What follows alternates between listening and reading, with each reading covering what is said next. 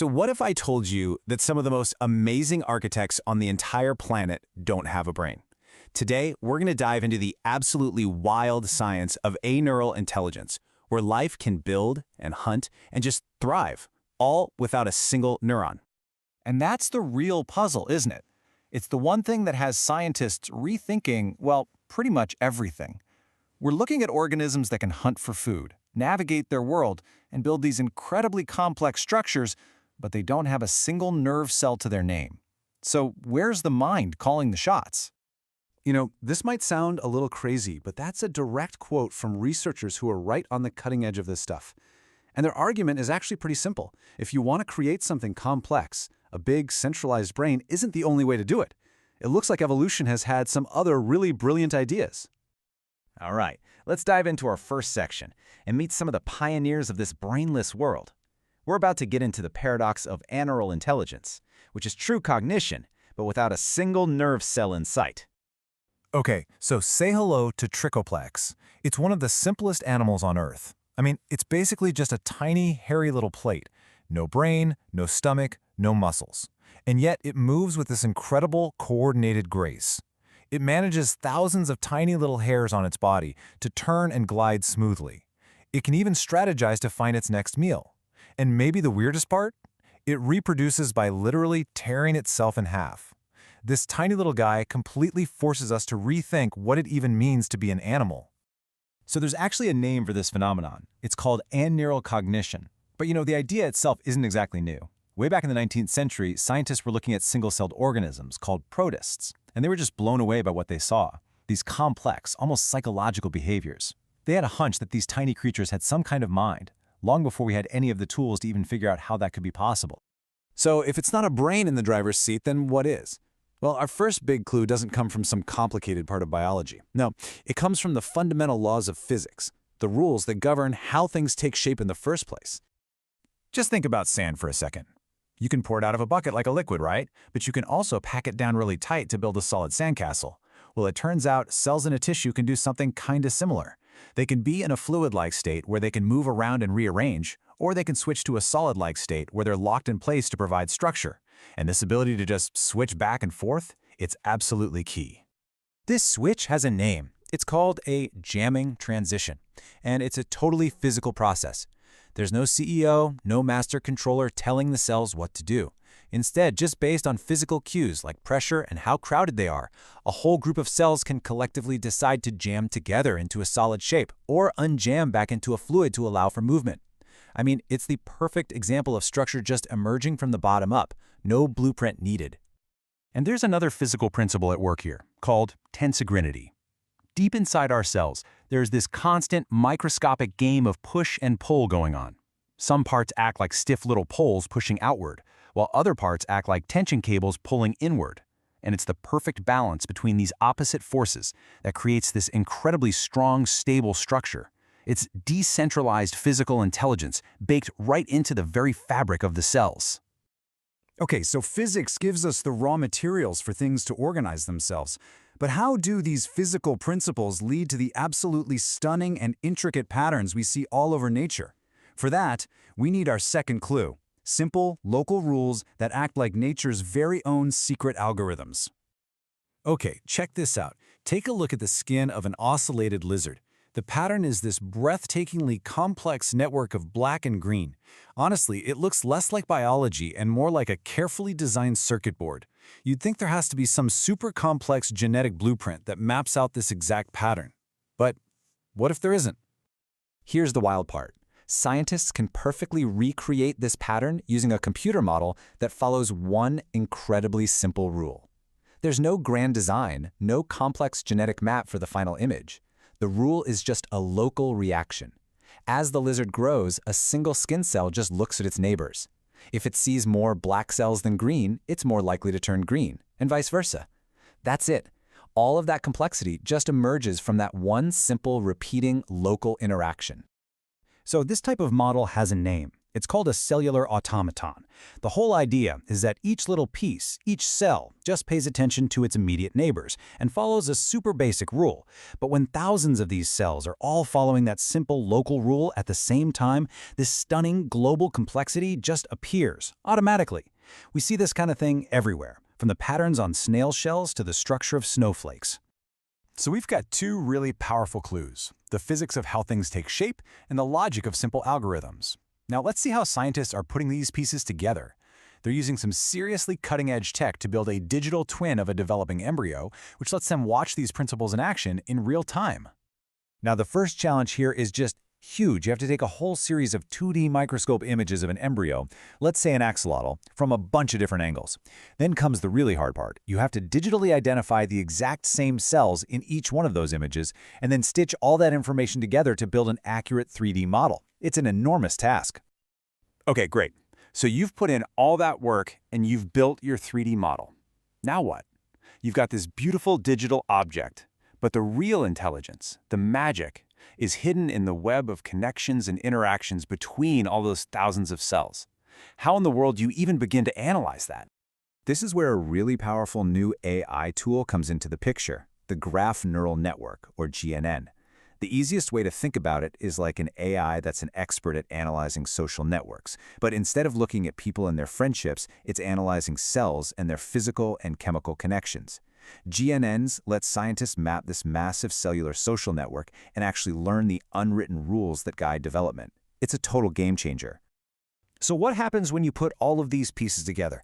You've got the physics of self-organization, the emergent complexity that comes from simple algorithms, and the incredible power of AI to see all the patterns. You end up at a conclusion that basically forces us to redefine what we even mean by the word intelligence. And this all leads us to a really profound insight. Intelligence isn't some thing that lives inside a brain. It's an emergent property of a collective system. It can arise anytime simple components, whether we're talking about neurons or skin cells or even grains of sand, follow simple rules and interact with each other. The intelligence isn't in the individual parts, it's in the connections between them. And this isn't just some philosophical idea either. This has huge real-world implications. We can design smarter, more resilient AI that's based on these decentralized networks. We can build soft robots that move and adapt using physical principles, just like that little Trichoplax. We could even learn how to guide cells to build themselves into complex tissues for regenerative medicine. Ultimately, it gives us a whole new way of looking at life itself, not as something that's magically directed from the top down, but as an almost inevitable outcome of matter just following physical and computational rules. Which leaves us with one last really fascinating question to chew on. If intelligence doesn't actually require a brain, what does that change about how we see the world? What other complex, adaptive systems are operating silently all around us, in ecosystems, in new materials, in places we haven't even thought to look yet? Okay, let's unpack this. So today we're doing a deep dive into something really cutting edge. We're looking at developmental biology, complexity science. Yeah, and our sources this time are really focused on how, simple rules, basic physics, network stuff, how that governs how living things are built and act. Right, from tiny single cells all the way up to, well, complex embryos. Exactly. It's one of those areas where biology and physics just completely blur together. We're talking about structures acting less like squishy biology and more like, say, engineered material. Like foams. Huh. Or tissues that can switch between being liquid and solid. Precisely. And organisms that seem to process information, make decisions almost, but without any kind of central brain.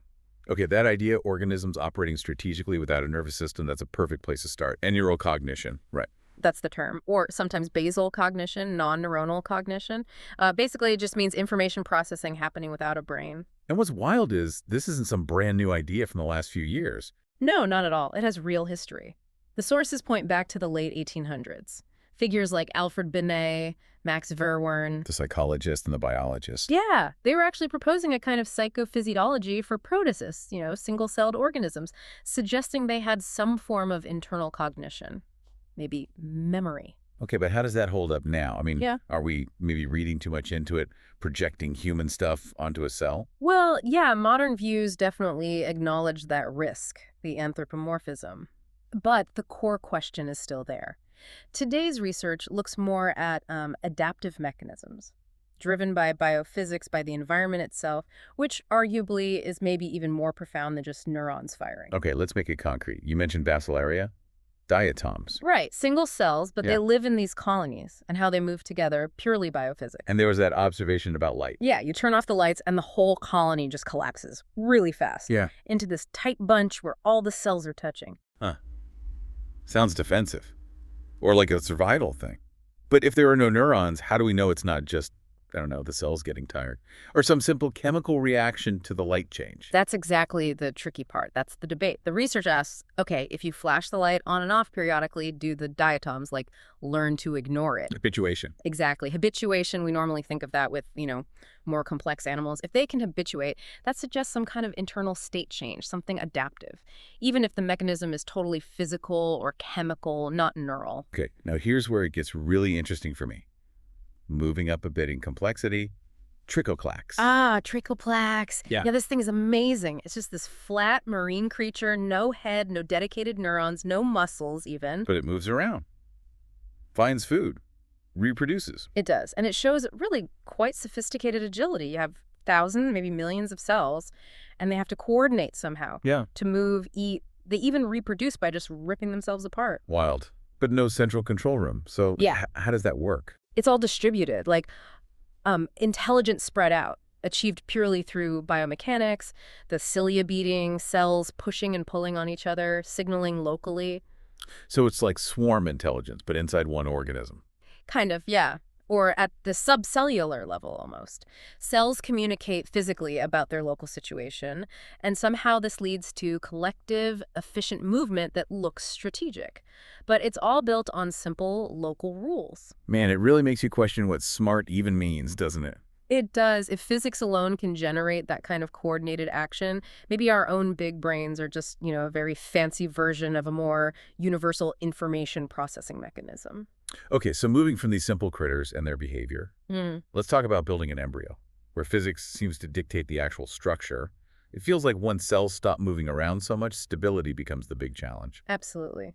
And the way we talk about these cell groups, liquid brains, solid brains, that's not just analogy. It comes straight from complexity theory, talking about states of matter. So cell structures can literally be fluid or rigid, resist change, like physical stuff. Exactly, like physical materials. And this idea of material state is, well, it's critical for understanding how an embryo actually puts itself together. Right, there was that source talking about the jamming phase transition, observed in vivo in living embryos during body elongation. Yeah, specifically in the tissues at the back end, the posterior. The material describes the tissue going from a liquid-like state. Where things are fluid and can move. Right, in the mesoderm progenitor zone, or MPZ.